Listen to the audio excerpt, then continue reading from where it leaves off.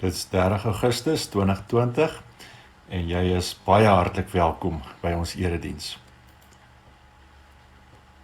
Ons kyk op na die berge. Waarvandaan sal daar vir ons hulp kom?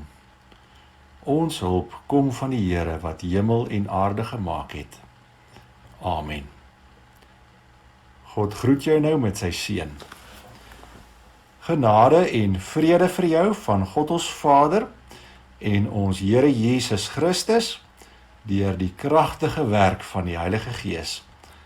Amen. Kom ons loof nou die Vader, Seun en Heilige Gees met die woorde van lied 450 vers 1 en 2.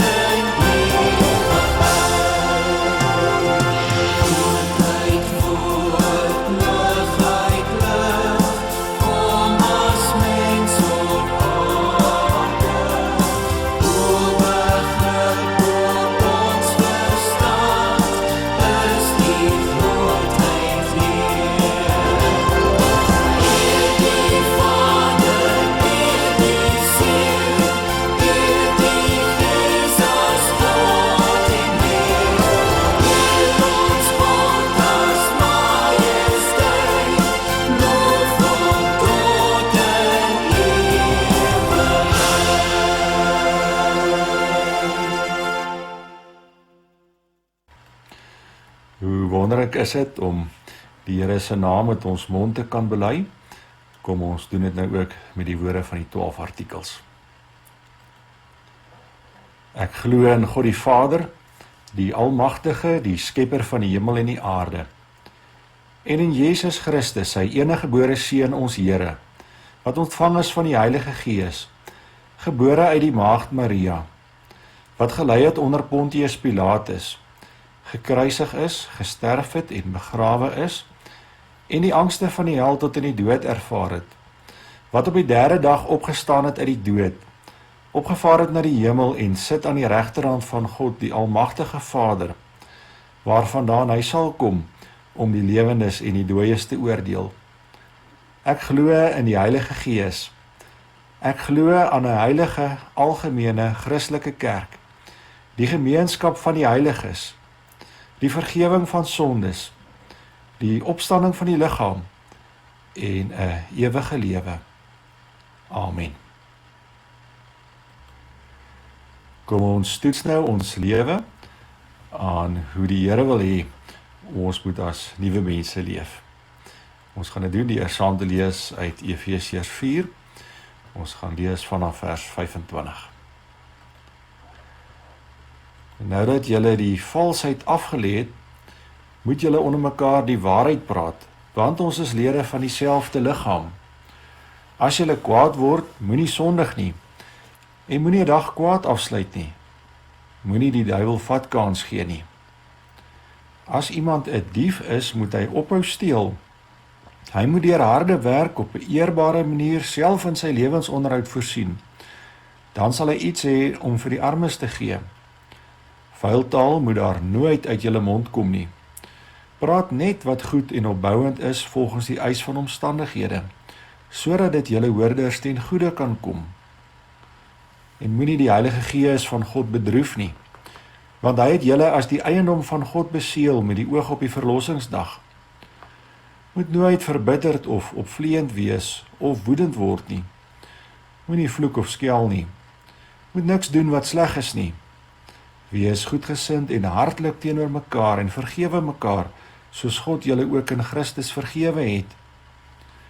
Omdat julle kinders van God is en hy julle lief het, moet julle sy voorbeeld volg. Lewe in liefde, soos Christus ons ook lief gehad het en om sy ontwil sy lewe as en om ons ontwil sy lewe as 'n offergawe gegee het, ja, 'n offer wat vir God aanneemlik was. Soos dit gelowiges betaam, moet daar van ontug, onsedelikheid in enige vorm of gierigheid onder julle selfs geen sprake wees nie. Grove, ligsinnige of vuil praatjies pas nie by julle nie. Nee, dan kan God pas by julle. Dit moet julle goed besef. Iemand wat ontug pleeg, onsedelik lewe of 'n gierigaard is, want gierigheid is afgoderry, het nie deel aan die koninkryk van Christus en van God nie. Moenie dat iemand julle met allerlei onwaarhede mislei nie, want daardeur kom die straf van God oor die mense wat aan hom ongehoorsaam is. Met sulke mense moet julle niks te doen hê nie. Vroeër was julle die ene duisternis, maar nou in die Here is julle lig. Leef dan as mense van die lig. Uit die lig kom alles voort wat goed en reg en waar is. Vra julle voortdurend af of iets vir die Here aanneemlik is, en moenie meedoen aan die vrugtelose praktyke van die duisternis nie, maar stel dit eerder aan die kaak. Dis 'n skande om selfs te praat oor die dinge wat die ongehoorsame mense in die geheim doen. Maar alles word aan die kaak gestel wanneer die lig daarop val. En as iets bekend geword het, is dit in die lig. Daarom sê die lied, word wakker jy wat slaap en staan op uit die dood, en Christus sal jou lewe verlig. Wees baie versigtig hoe julle lewe, nie soos onverstandige mense nie, maar soos verstandiges. Maak die beste gebruik van elke geleentheid, want ons lewe in 'n goddelose tyd. Moet daarom nie onverstandig optree nie, maar probeer te wete kom wat die Here wil dat julle moet doen. Moet julle nie aan drank te buite gaan nie, daarmee gaan losbandigheid gepaard. Nee, laat die Gees julle vervul. En sing onder mekaar psalms, lofgesange en ander geestelike liedere. Sing met julle hele hart tot eer van die Here. Dank God die Vader altyd oor alles in die naam van ons Here Jesus Christus. As ons so ons eie lewe toets aan die Here se wil, dan besef ons net hoe sondig ons is. En as ons verder by dit besef dat ons ook nie onsself kan verlos nie, dan moet ons saam met Paulus bely in Romeine 7 vers 24, ek u ellendige mens, wie sal my van hierdie doodsbestaan verlos? Maar dan kan ons ook saam met hom net in die volgende vers sê, aan God die dank, hy doen dit deur Jesus Christus ons Here.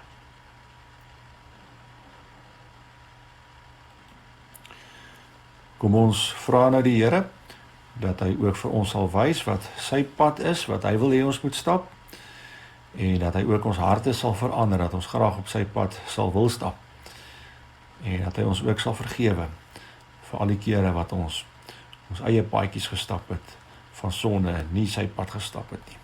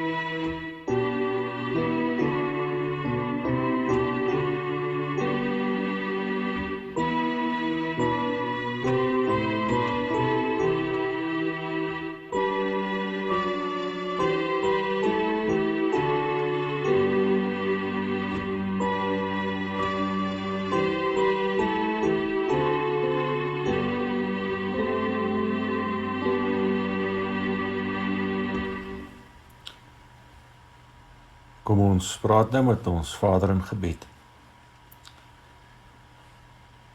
Vader, U is die almagtige skepper van die hemel en die aarde, van die grootse heelal. U is verhewe bo almal. Daar is niemand soos U nie. U is die enigste God. En aan U behoort al die mag en al die krag en die grootheid en die rykdom en die roem.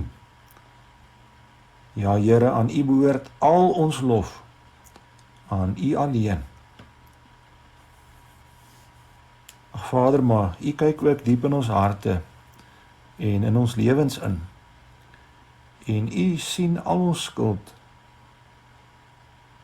U sien dit soos wat ons het ook vanoggend gesien het, toe ons na ons eie lewens gekyk het in die lig van Efesiërs 4 en 5. Ons kan dit nie voor U wegsteek nie. En daarom bely ons dit met skaamte en met harte vol berou voor U. Dankie vir vergifnis in Christus en dat ons in Hom vrygespreek voor U mag staan. Here, ons dankie vir ons gemeente. Dankie vir al die gawes waarmee U ons gemeente oorlaai het. Dankie dat daar 'n hegte gemeenskap van gelowiges onder ons is en vir liefde onder mekaar. Dankie vir lidmate wat met ywer in hierdie gemeente werk. Dankie vir die voorreg om na U woord te kan luister elke Sondag en ook oral deur die week in ons Bybelstudiegroepe. Dankie vir die vlamvatproses waarmee U steeds in ons gemeente besig is. U is vir ons baie goed, Here, en soms dan sien ons dit nie raak nie. Vader, U weet ook van die nood en die bekommernisse en die probleme wat elkeen van ons op die oomblik beleef. Ons bring dit alles voor U. Wees in besonder met ons bejaardes, waar sommiges steeds baie alleen is, en ander daagliks pyn beleef en steeds meer met hulle gesondheid begin sukkel. Wees ook met elke ouer aan wie U verbondskinders gegee het. Dankie vir die ouers in ons gemeente wat erns maak met hulle kinders se geloofsopvoeding. Vader, maar ons weet ook daar is van ons kinders wat nie op hierdie stadium getrou die katekisasie bywoon of deeglik daarvoor voorberei nie. Help ons ouers om hulle verantwoordelikheid na te kom as primêre verbondsopvoeders.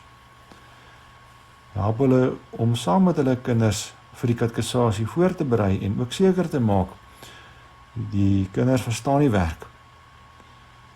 Maak ons kinders en ons jong mense ook getrou in hulle voorbereiding en in die bywoning van die katekisasie.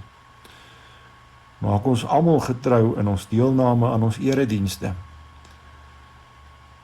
Vader, ons pleit vir elkeen met wie se gesondheid dit nie so goed gaan op hierdie oomblik team. Gee beterskap as dit U wil is. Wees ook met almal wat geliefdes aan die dood afgestaan het en wat vanoggend hartseer is. Ons dink in die besonder aan oom Pieter Jenus se familie. Here, ons bid ook vir elke gestremde persoon en vir elke huisgesin waarin daar gestremde persone is. Dankie vir elkeen wat in liefde na hierdie mense omsien. Vader, hulle is elkeen vir U besonder kosbaar en daarom ook vir ons as 'n gemeente kosbaar. Vader, ons is opgewonde om nou na U woord te mag luister. Ons kan nie wag nie. Praat U nou self met ons deur U woord en Gees. Amen. Ons gaan vanoggend die prediking hoor dat ons as kerk gebou is op die fondament van die apostels en die profete. Ons gaan ook hoor dat die Here ons sy volk gemaak het, sy eiendomsvolk, en dat ons saam 'n eenheid is. Kom ons sing nou daarvan met die woorde van lied 478 verse 1 tot 3.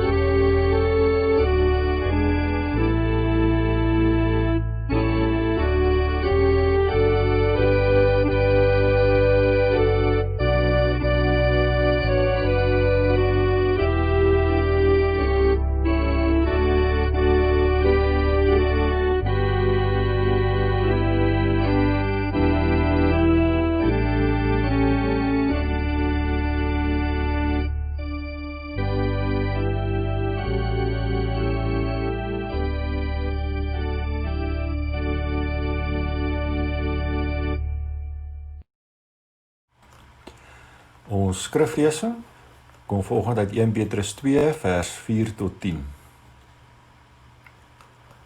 Kom na hom toe, die lewende steen, wat deur die mense afgekeur is, maar deur God vir die ereplek uitverkies is. Laat julle as lewende stene opbou tot 'n geestelike huis, om 'n heilige priesterdom te wees en geestelike offers te bring, wat deur Jesus Christus vir God welgevallig is. Daarom staan daar in die skrif: Kyk, ek lê in Sion 'n hoekklip, uitverkies vir die ereplek.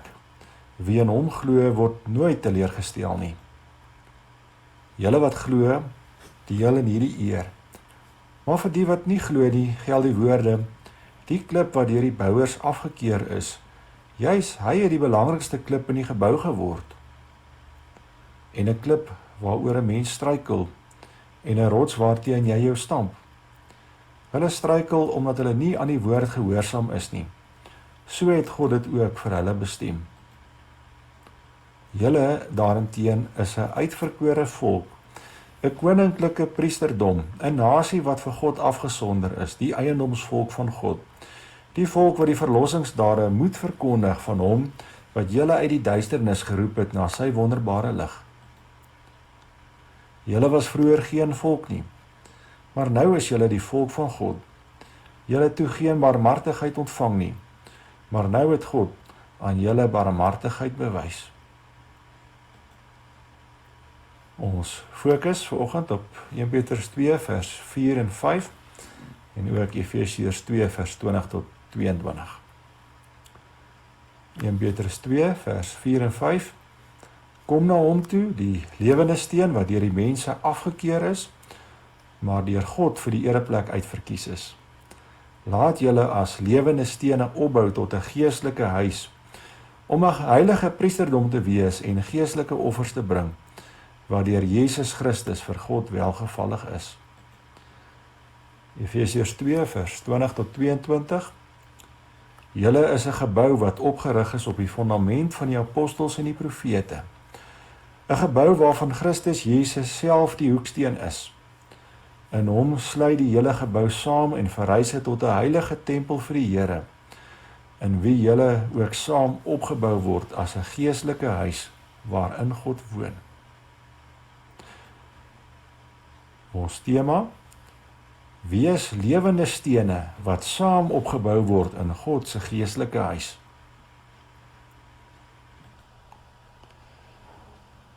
Vroeër vanjaar by ons geestelike fondasie dagseminar het ons die volgende 4 fondamente vir ons gemeente vasgestel. Die eerste fondament: God bo alles ons passie. Met ander woorde, dit gaan alles oor God en sy eer. Uit hom en deur hom en vir hom en vir sy eer is alle dinge. Die tweede fondament: Jesus ons alles in alles. Met ander woorde, die goeie nuus van verlossing deur Jesus Christus alleen staan by ons in die sentrum. En dis die motief wat alles in ons gemeente dryf en ook in ons persoonlike lewens. Die derde fondament: verstaan genade en bou op genade. En daar het ons gekyk na God se reddende genade en ook sy heiligmakende genade en al die genademiddels wat hy gee. Maar ons het ook gesien ons moet bou op God se genade deur die genademiddels te benut. En die vierde fondament wat ons vasgestel het was die Christen en die gemeente. En omdat van ons lidmate ongelukkig nie die geestelike fondasie dagseminar kon bywoon nie, het ek onderneem om aan al 4 hierdie fondamente aandag te gee in die prediking. Ons het nou al reeds aandag gegee aan die eerste 3 fondamente.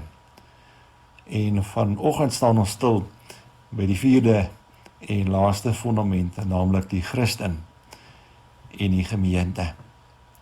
Dit waaroor dit ook in ons 2 fokusgedeeltes gaan.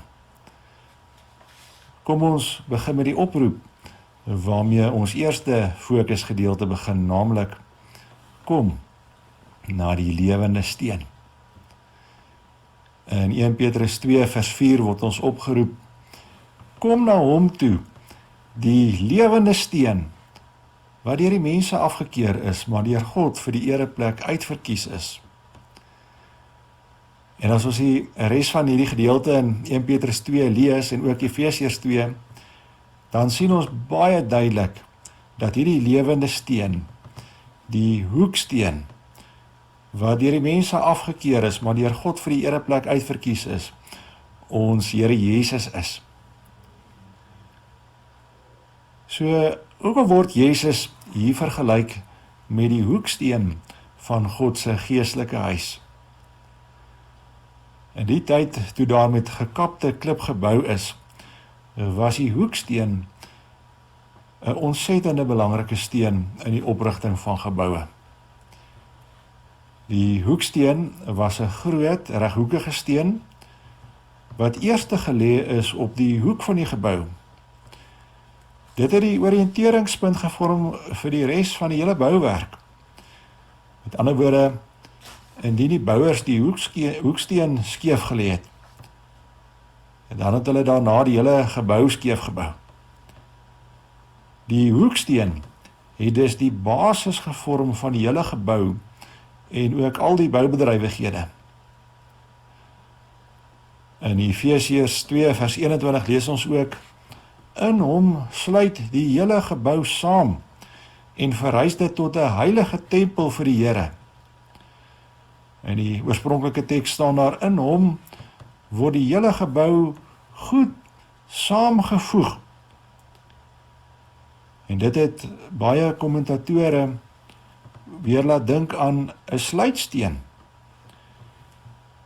Die sluitsteen is daardie steen wat laaste en hoogste gelê is in 'n boog, en waarteen al die ander stene in die boog gerus het, en waar die hele konstruksie bymekaar gekom het.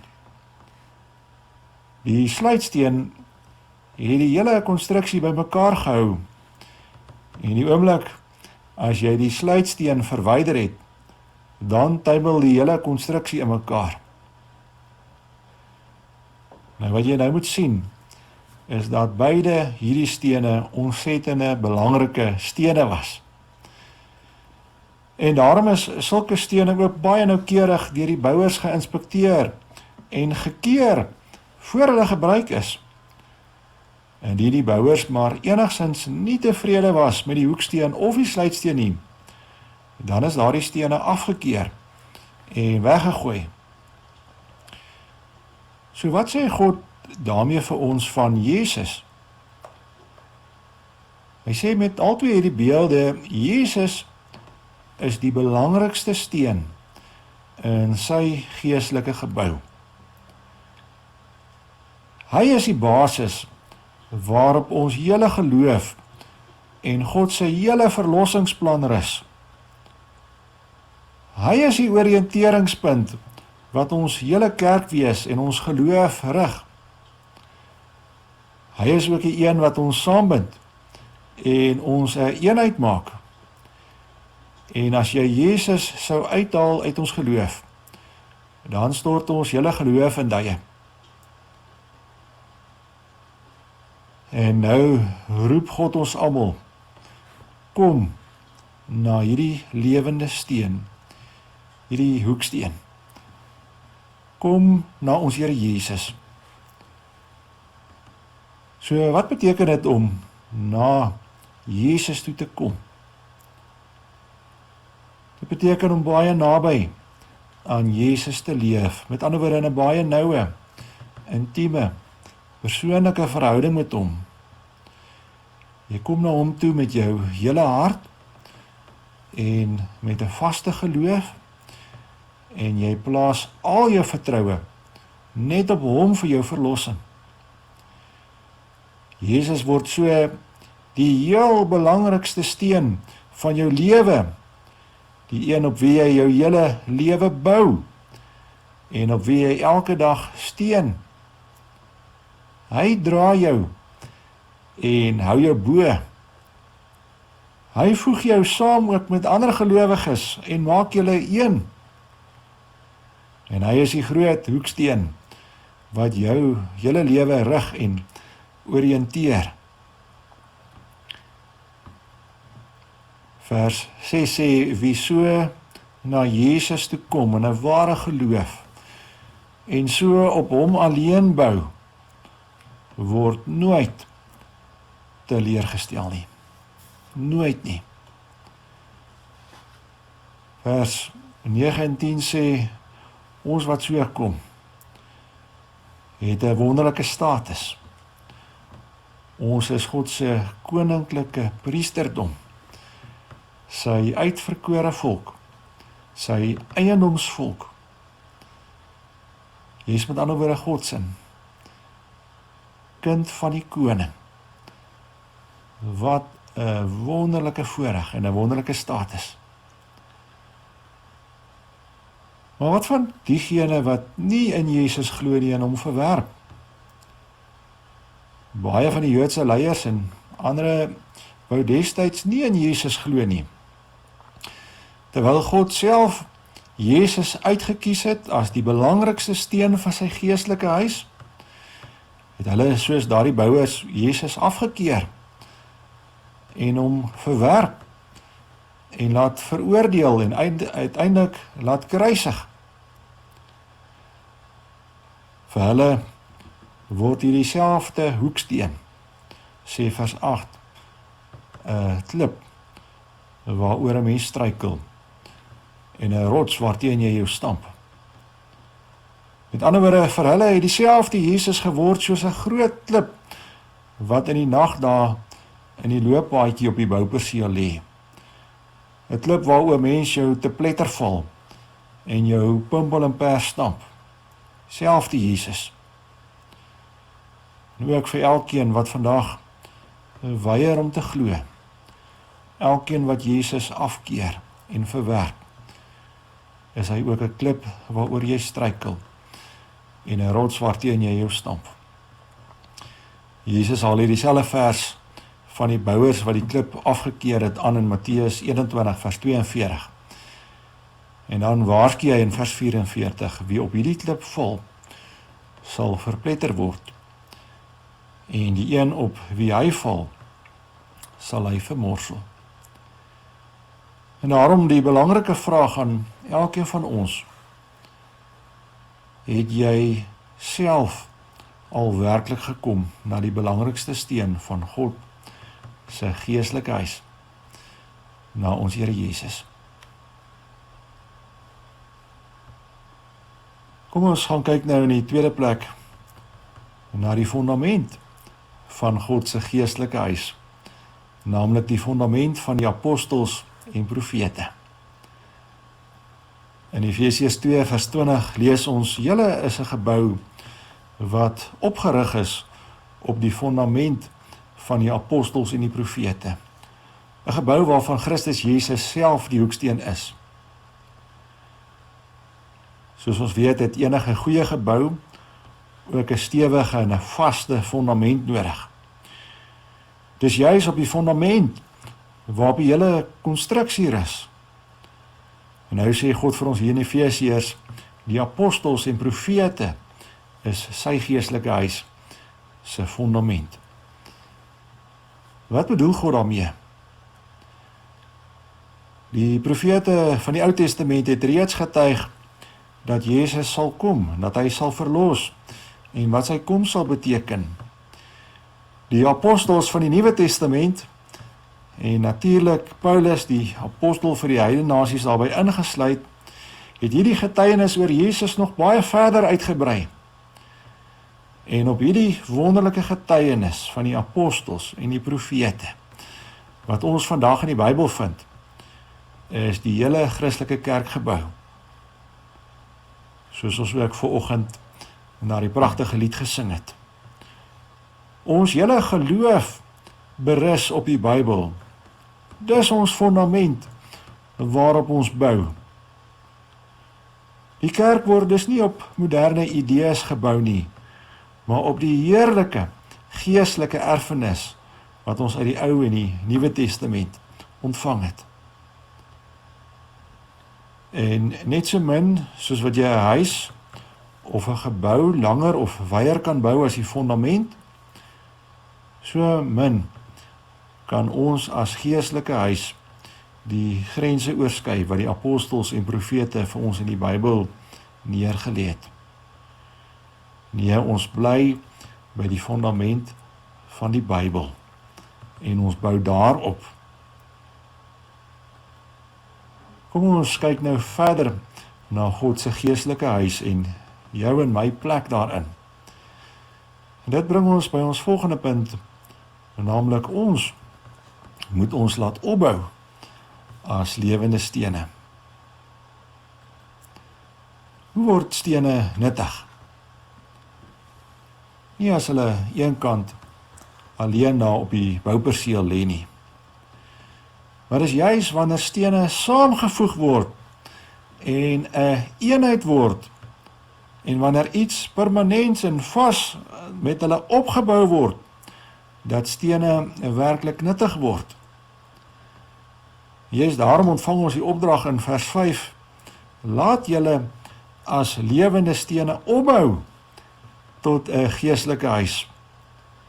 Want as gelowige is jy werklik nuttig, nie eenkant op jou eie nie, maar wanneer jy saamgevoeg word in God se geestelike huis.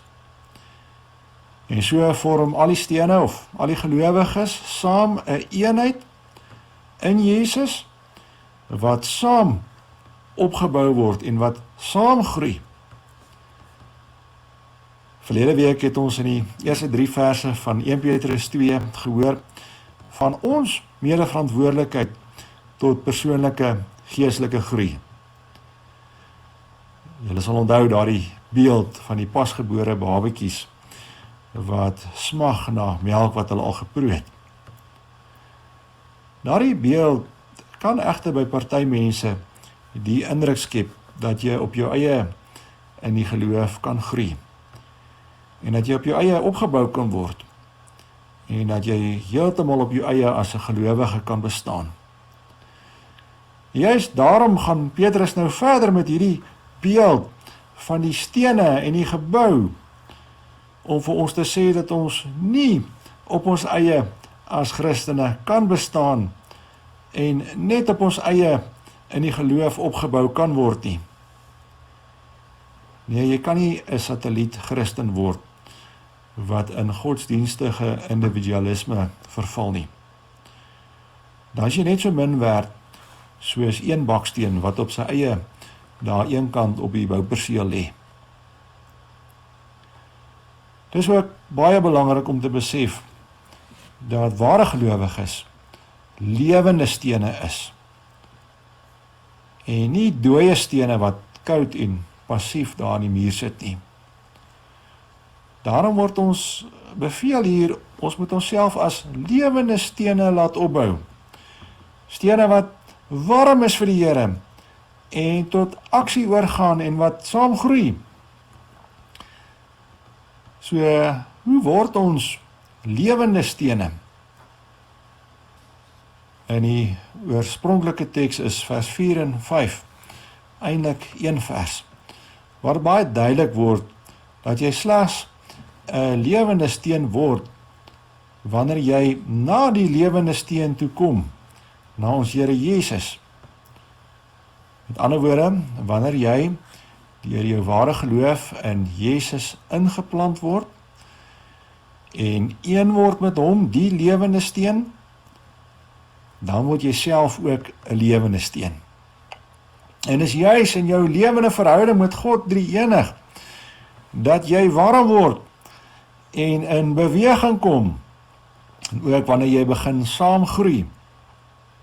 Juist daarom gebruik die Nuwe Testament baie keer eerder die beeld van die liggaam, waar Jesus ons hoof is, en ons elkeen lewende lidmate van sy liggaam is.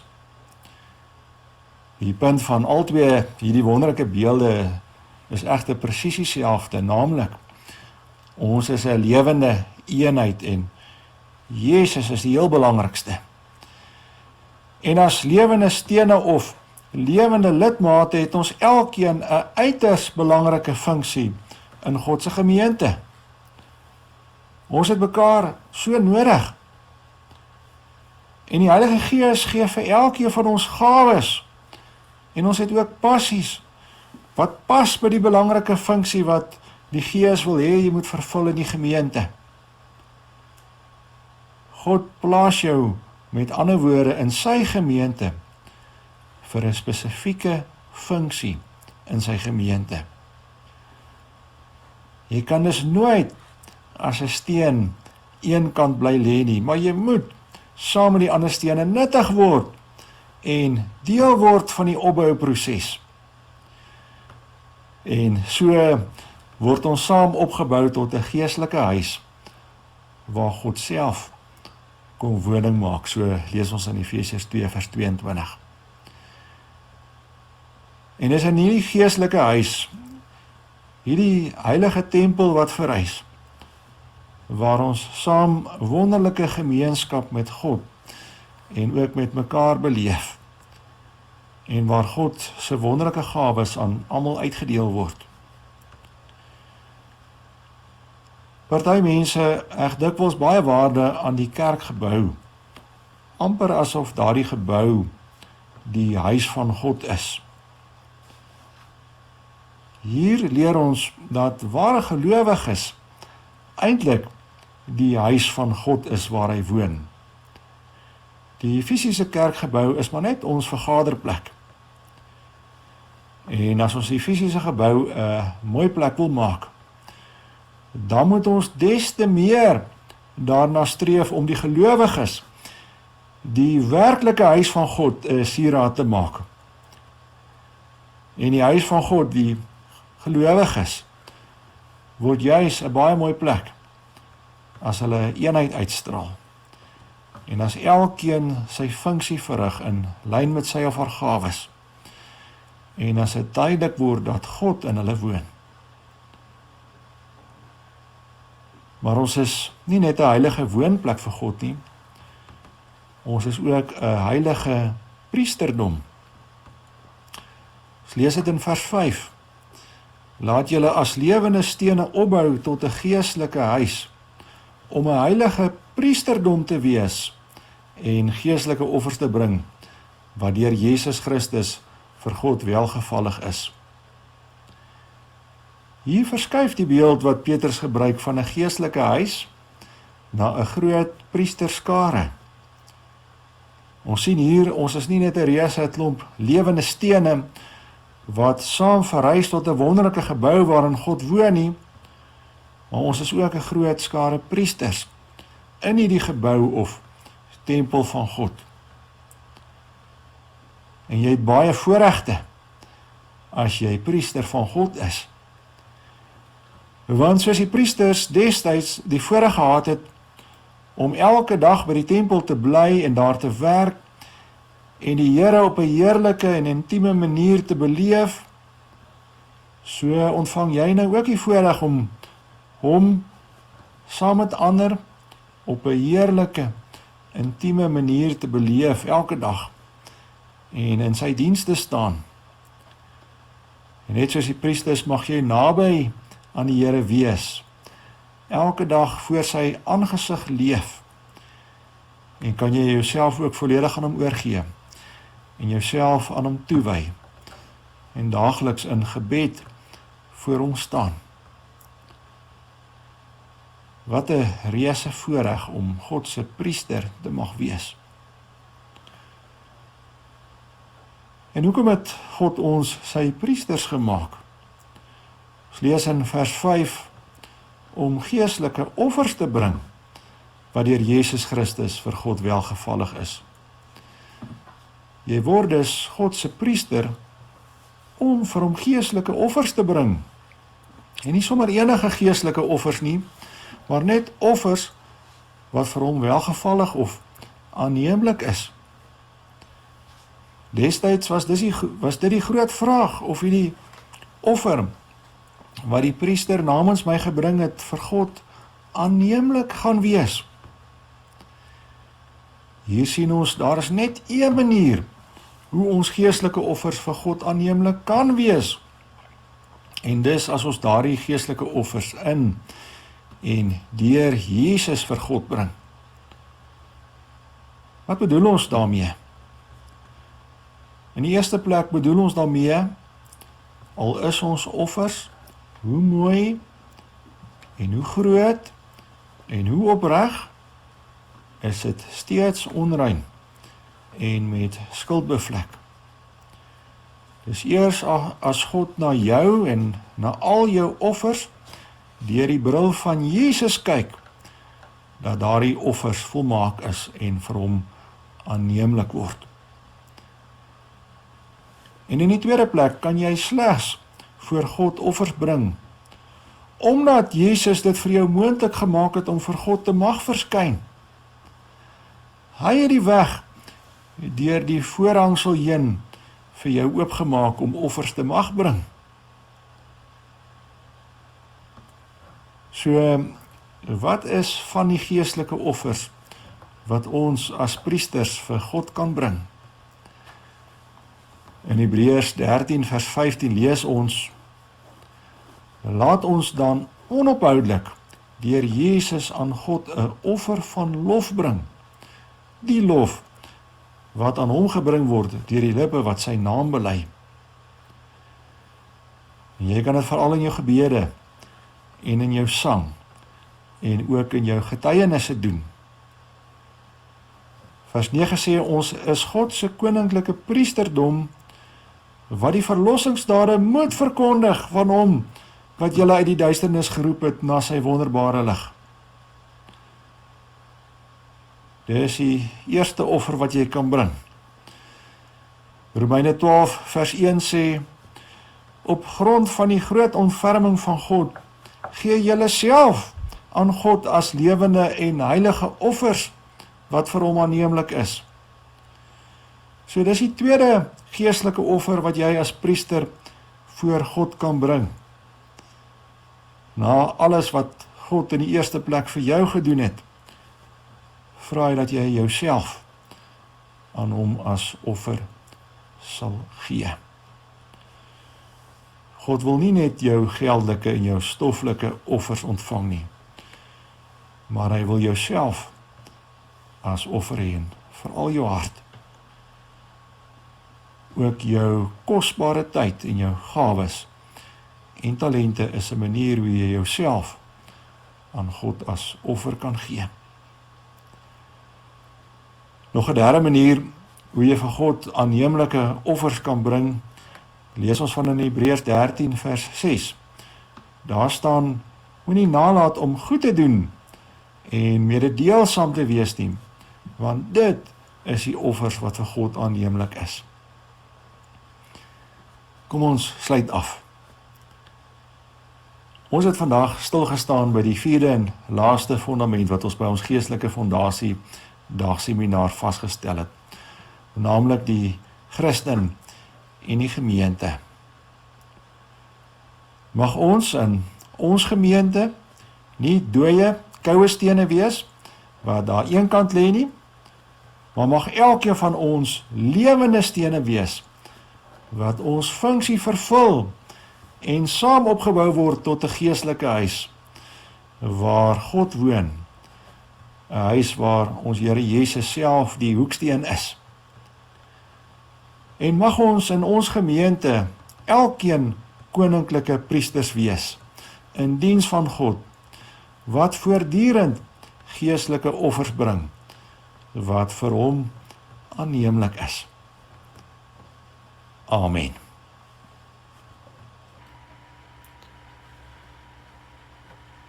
Die Here het nou met ons gepraat in sy woord. Kom ons antwoord hom nou met ons gebed. Here Jesus, ons kom na U toe, want U is die belangrikste steen van ons lewe. Ons wil elke dag nader aan U leef en groei in ons verhouding met U.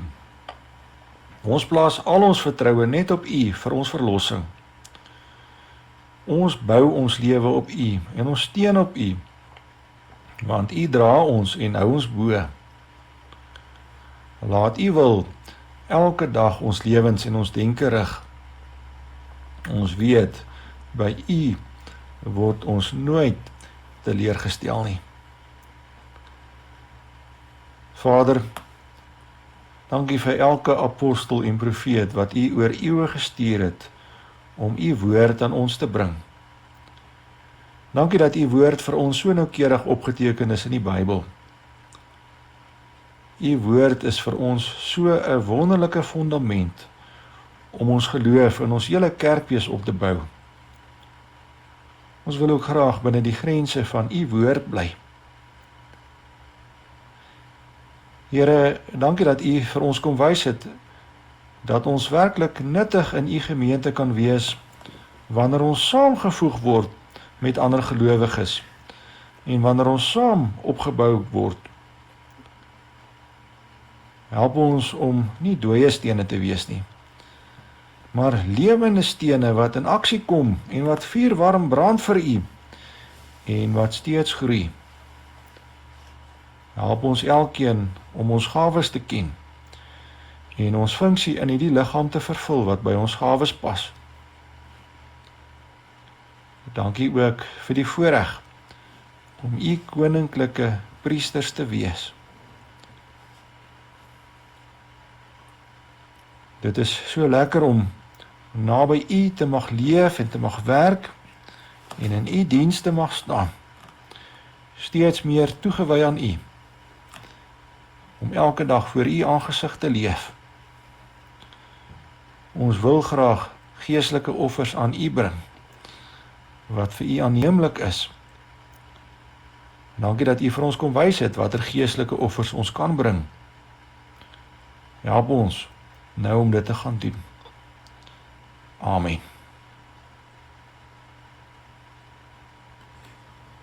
Kom ons vra nou vir die Here, dat hy ook vir ons sal wys, hoe ons funksie of ons doel kan vervul in sy gemeente, en hoe ons werklik nuttig kan wees, en kom ons sing ook van die gawes, wat die Here vir ons gee, sodat ons kan nuttig wees. Ons gaan nou daarvan sing, en dit vir die Here vra in lied 528, verse 1 tot 3.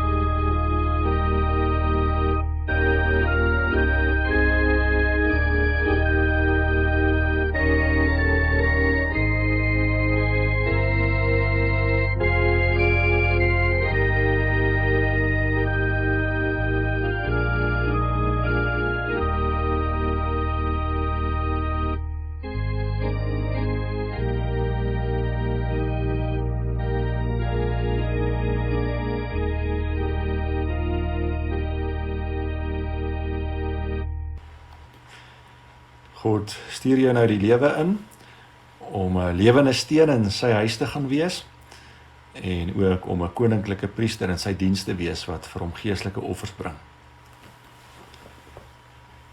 God se genade en vrede is, en bly met julle almal. Amen.